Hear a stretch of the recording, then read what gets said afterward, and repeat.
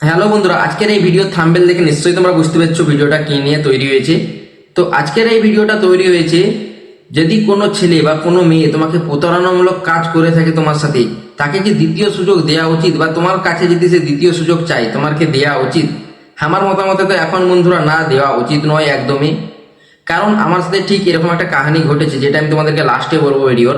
তার আগে কেন দেওয়া উচিত নয় আর কেন কি কারণে দেওয়া উচিত হবে সেটা দেখো বন্ধুরা। যদি তুমি একটা ছেলে হয়ে থাকো, যদি তোমার গার্লফ্রেন্ড অন্য কোনো ছেলের সাথে কথা বলে থাকে, বা অন্য কোনো ছেলের সাথে তোমার ঝগড়া হয়ে থাকে, অন্য কোনো ছেলের জন্য তার সাথে তোমার ঝগড়া হয়ে থাকে, তাহলে সেই মেয়েটাকে ভাই তুমি ছেড়ে দাও। ঠিক আছে, পরিষ্কার কথা ছেড়ে দাও।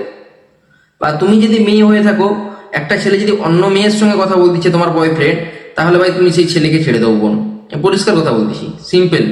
কেন তোমাকে ছেড়ে আজ সে অন্য মেয়ের সাথে কথা বলতে পারছে, দ্বিতীয় দিন সে আবার অন্য মেয়ের সঙ্গে কথা বলতে পারবে না, তার কোনো গ্যারান্টি আছে তোমার কাছে? পারবে দিতে এরকম কোনো গ্যারান্টি? ভাই মানুষের অভ্যাস চেঞ্জ হয় না, চেঞ্জ কোনোদিন হয় না। হ্যাঁ, কিছু দিনের জন্য, 1 থেকে 1.5 বছরের জন্য হয়তো সে চেঞ্জ করতে পারে, বাট আবার সে তার আসল রূপে নিজস্ব চলে আসে। ঠিক আছে, বাট সেরকম ঠিক একটা মেয়ে তোমাকে মানে সে আশা দিয়ে যাবে যে তোমাকে বিয়ে করবে, ঠিক আছে, লাস্ট পর্যন্ত যে ছেড়ে দেবে, এই কথাটা মনে রাখো। তোমার চেয়ে বেটার পেলে আবার সে তোমাকে ছেড়ে পালিয়ে যাবে। তো দ্বিতীয় সুযোগ দিও না বন্ধুরা। প্রথম কথা আমি যেটা বলি, যে প্রথমবারে বেটার হবে সেই তোমার জন্য বেটার। দ্বিতীয় সুযোগ কাউকে দেওয়া উচিত হবে না আমার মতামতে, যেটা আমার ডিসিশন বলতেছি। তো তোমরা আমার লাইফ স্টোরিটা একটু শুনে নাও, তারপরে বলবে আমি কেন এরকম কথা বলতেছি। তো আমার লাইফ স্টোরি বলতে, আমার যে গার্লফ্রেন্ড ছিল তার আজ থেকে 1 বছর আগে, 1 থেকে 1.5 বছর আগে এরকম একটা কাজ লাগে, ছেলেটাকেও দেখতে ভালো ছিল। তো সেই কারণে সে কি করলো, তাকে বিয়ের জন্য রাজি হয়ে গেল। তখন আমি তাকে বললাম যে তুমি যখন তার সাথে বিয়ের জন্য রাজি হয়ে গেছো তাহলে আমাকে ছেড়ে দাও। তো তার বিয়ের কাজটা কিছু কারণে ক্যান্সেল হয়ে যায়। সে আমার কাছে বলে প্লিজ ভুল হয়ে গেছে, সরি, তো আমি তোমার সাথে থাকতে চাই।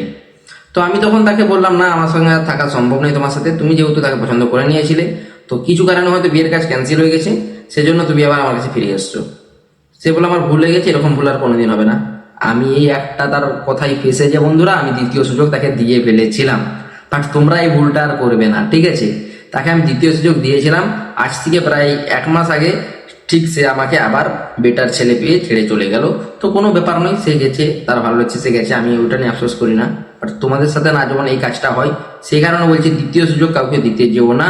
তোমাদের নিজেদের কষ্ট হবে, নিজেদের অসুবিধা হবে, নিজেরা ডিপ্রেশনে যাবে। তো দ্বিতীয় সুযোগ কেউ কাউকে দিবে না। হ্যাঁ, দ্বিতীয় সুযোগ দেওয়া যায় এরকম টাইমে। হ্যাঁ, নিজেদের মধ্যে সামাজিক ঝগড়া হয়েছে, অন্য থার্ড পার্সন না যেমন আছে, থার্ড পার্সন যদি থাকে দ্বিতীয় কারণে, দ্বিতীয় সুযোগের কারণে, তাকে ছেড়ে দাও বন্ধুরা। থার্ড পার্সন মিডিলে এসে গেলে তাকে ছেড়ে দাও।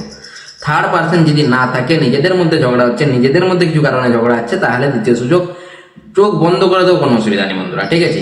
যদি হ্যাঁ তোমার প্রতি সে আসক্ত, বাট অন্য ছেলের সঙ্গে কথা টথা কিছু বলে না, নিজেদের মধ্যে ঝগড়া হয়েছে, তাকে দ্বিতীয় সুযোগ দাও। সে ছেলে হোক বা মেয়ে বন্ধুরা, দুজনের জন্যই সমান। তো চলো, আর যদি ভিডিওটা ভালো লাগে থাকে, এরকম ভিডিও পেতে চ্যানেলকে সাবস্ক্রাইব করো, ভিডিওকে লাইক করো বন্ধুরা।